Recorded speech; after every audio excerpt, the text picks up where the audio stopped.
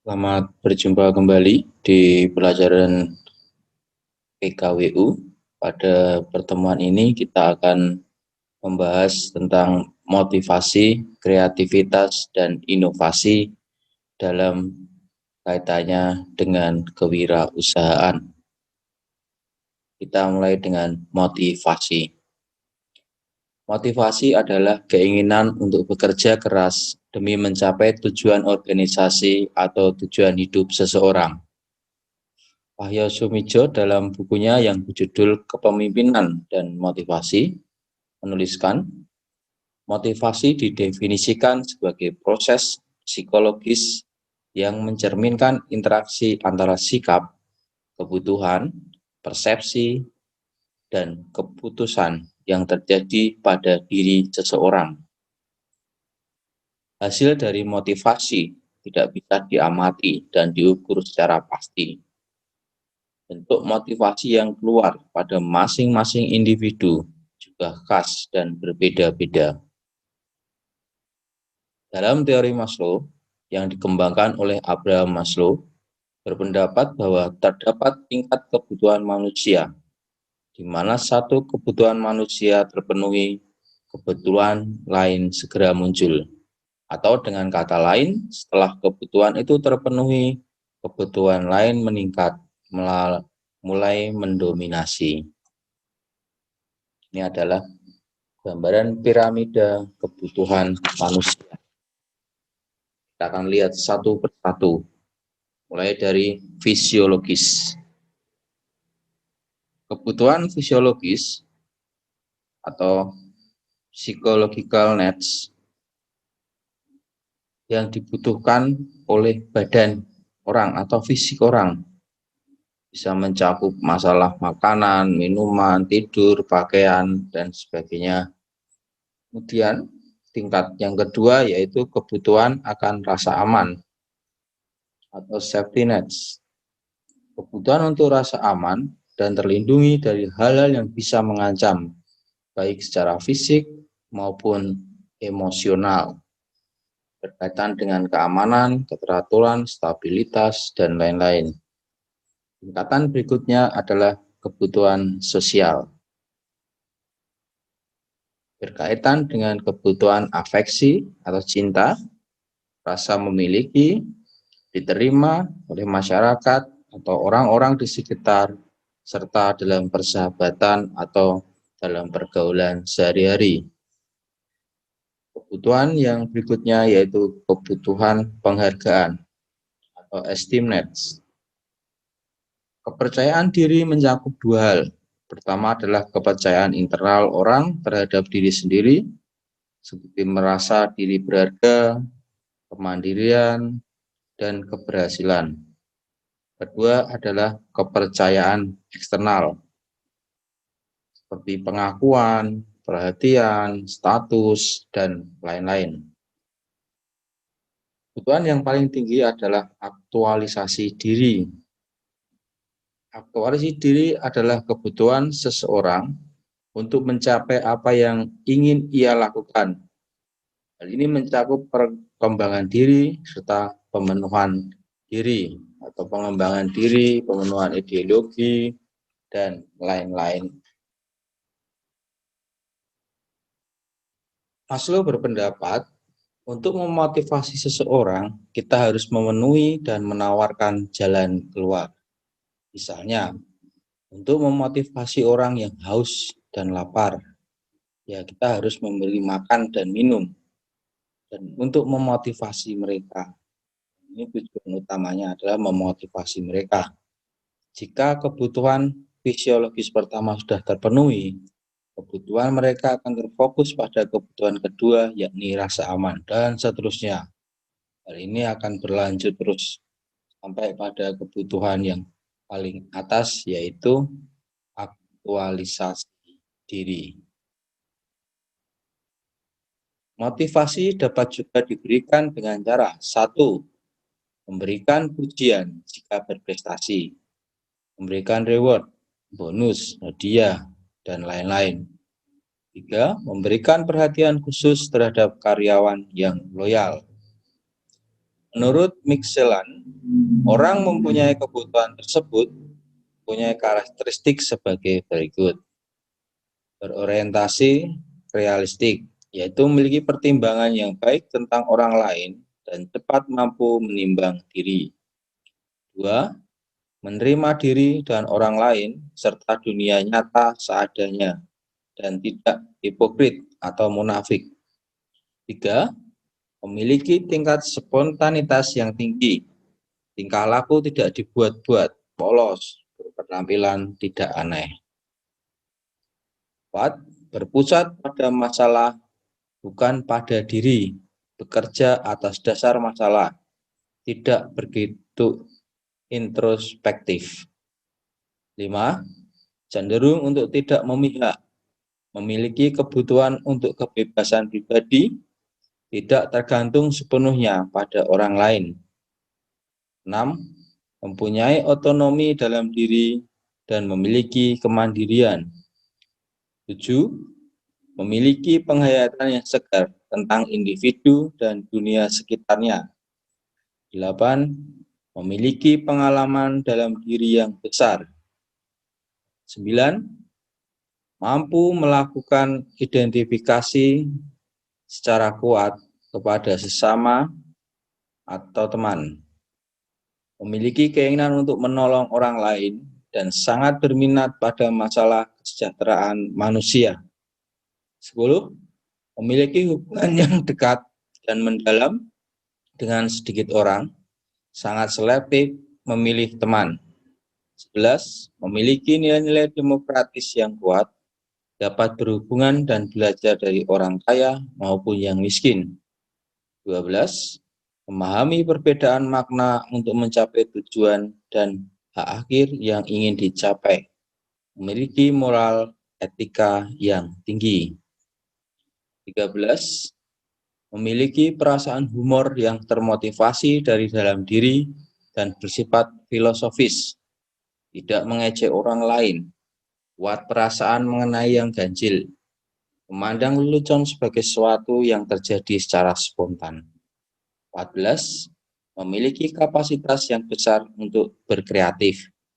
Dan yang terakhir adalah berhasrat menantang sesuatu yang mengandung resiko, terbuka akan pengalaman baru, dan menentang konfirmitas. Secara teoritis, dalam diri manusia terdapat 3 macam motif, yaitu 1. Motif berprestasi.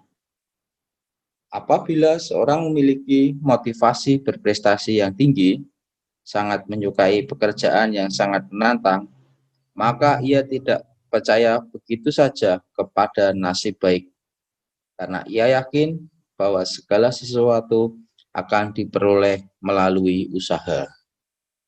2. Motif untuk berafiliasi.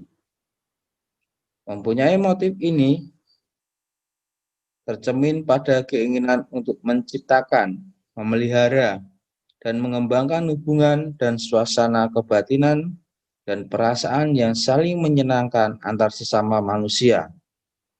Ia tidak begitu mempersoalkan prestasi seseorang dalam berorganisasi. Biasanya, orang seperti ini jarang menjadi manajer atau entrepreneur yang berhasil. 3. Motif berkuasa atau need for power. Motivasi berkuasa mendapat dorongan apabila dapat mengawasi dan mempengaruhi tindakan orang lain. Oleh karena itu, perlu mempunyai motivasi untuk berkuasa. Sebab kalau tidak akan kehilangan hak dan kewenangan untuk mengambil tindakan. Faktor motivator yang dikemukakan dalam teori Huygens adalah sebagai berikut. 1. Prestasi. 2. Penghargaan atas pekerjaan. 3. Tantangan pekerjaan. 4. Bertambah tanggung jawab. 5. Ada kemungkinan meningkat lebih lanjut.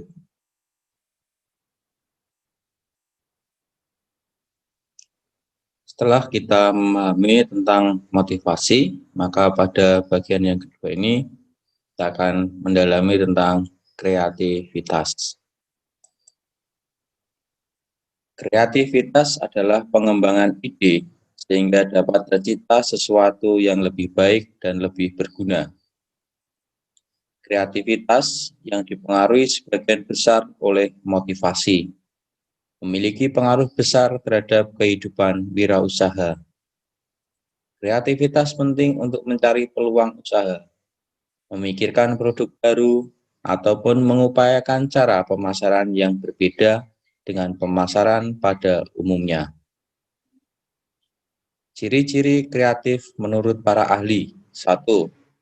Menurut S.C. Utami Munandar, ada 4 hal. Yang pertama, memiliki dorongan ingin tahu yang besar. 2. Sering mengajukan pertanyaan yang baik. 3. Sering banyak gagasan dan usul terhadap suatu masalah. 4. Bebas dalam menyatakan suatu pendapat. Menurut Wilford, ada 5 ciri kemampuan berpikir kreatif, antara lain 1. Kelancaran atau fluensi, yaitu kemampuan untuk menghasilkan banyak gagasan. 2. Keluasan atau fleksibilitas, yaitu kemampuan untuk mengemukakan bermacam-macam pemecahan atau pendekatan terhadap masalah. 3. Keaslian atau originality, yaitu kemampuan untuk mencetuskan gagasan dengan cara-cara asli. 4. Penguraian, yaitu kemampuan untuk menguraikan suatu secara lebih rinci. Dan yang terakhir adalah perumusan kembali, yaitu kemampuan meninjau ulang persoalan berdasarkan sudut pandang yang berbeda dari apa yang umum diketahui. Dari beberapa itu, kita dapat mengambil kesimpulan bahwa ada ciri-ciri orang yang berpikir kreatif, antara lain mandiri, terbuka, melihat dengan tidak biasa, rasa ingin tahu, menerima perbedaan, objektif dalam berpikir dan bertindak, percaya diri, berani mengambil risiko, dan tekun. Langkah untuk membantu menerapkan kemampuan kreativitas seorang wirausaha dapat dilakukan dengan cara berikut. 1. Rileks, yaitu santai, tidak begitu tegang dalam kehidupannya. 2. Melatih otak. 3. Menentukan keinginan. 4. Melakukan sesuatu dengan baik. 5. Memfokuskan pada pemecahan permasalahan. Hal-hal yang dapat menunjang kreativitas dapat dilakukan dengan cara 1. Komunikasi terbuka. 2. Kenikmatan dalam mencoba ide-ide baru. 3. Kenikmatan bekerja. 4. Menerima adanya kebutuhan akan perubahan. Dan 5. Mengutamakan laporan-laporan pengawasan dan perketat pada peraturan. Dan yang ketiga, kita akan membahas tentang inovasi. Inovasi adalah suatu proses mengubah peluang menjadi gagasan dan ide-ide yang dapat dijual atau melakukan perubahan-perubahan untuk menghasilkan barang atau jasa yang baru. Istilah inovasi diperkenalkan oleh Schumpeter pada tahun 1934. Beberapa hal yang dijadikan dasar untuk meningkatkan kemampuan inovatif produk dan pelayanan yaitu 1. Berorientasi pada tindakan untuk berinovatif. 2. Buat produk dengan penuh inovatif dengan proses secara sederhana dan dapat dipahami serta dikerjakan. 3. Mulailah membuat produk yang inovatif yang terkecil. 4. Menentukan tujuan dalam berinovatif. 5. Menjalankan uji coba dan merevisinya. 6. Mulai belajar berinovasi dari pengalaman. 7. Mengikuti jadwal yang sudah ditentukan. 8. Menghargai karyawan yang memiliki gagasan inovatif. 9. Mempunyai keyakinan dan kerja dengan penuh inovatif dan resiko. Ada beberapa cara melakukan inovasi produk, teknologi, atau pelayanan, yaitu 1. Mengembangkan produk yang sudah ada di perusahaan. 2. Menemukan produk yang benar-benar baru. 3.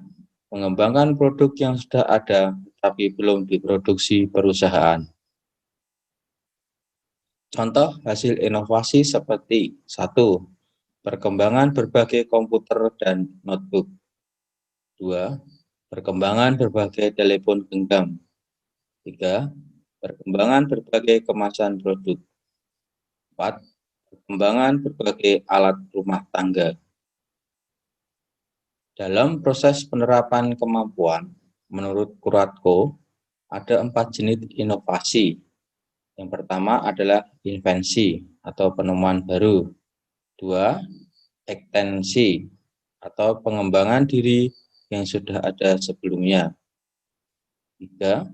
Duplikasi atau pengadaan, yaitu memperbanyak produk yang sudah ada dan terkenal. 4. Sintesis, yaitu pengembangan atau mengombinasikan konsep dan formula yang sudah ada menjadi suatu formula yang baru. Faktor-faktor yang mendukung untuk tercapainya keberhasilan penerapan kemampuan inovatif menurut James Bryan Quinn, diantaranya iklim inovasi dan visi, orientasi pasar, organisasi yang tetap datar dan kecil. Yang keempat, proses belajar interaktif. Beberapa hal yang menjadi sumber penerapan kemampuan berinovatif, yaitu menurut Howell dan Higgins tahun 1990, yaitu 1. Kejadian yang tidak diharapkan. 2. Ketidakharmonisan. 3. Proses sesuai dengan kebutuhan. 4. Perubahan pada industri dan pasar. 5. Perubahan demografi. 6. Perubahan persepsi. Dan 7. Konsep pengetahuan dasar. Inovasi sebagai suatu proses digambarkan sebagai proses yang siklus dan berlangsung terus-menerus. Proses inovasi adalah sebagai berikut. 1. Inisiasi, yaitu kegiatan yang mencakup keputusan dalam organisasi untuk mengadopsi inovasi. 2. Pengembangan, kegiatan yang sesuai dengan pengembangan produk dan perencanaan proses, meliputi mengeluarkan ide dan memecahkan masalah.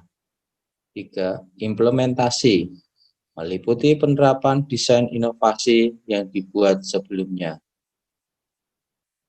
Cara-cara mengembangkan kemampuan untuk berpikir inovatif yaitu 1.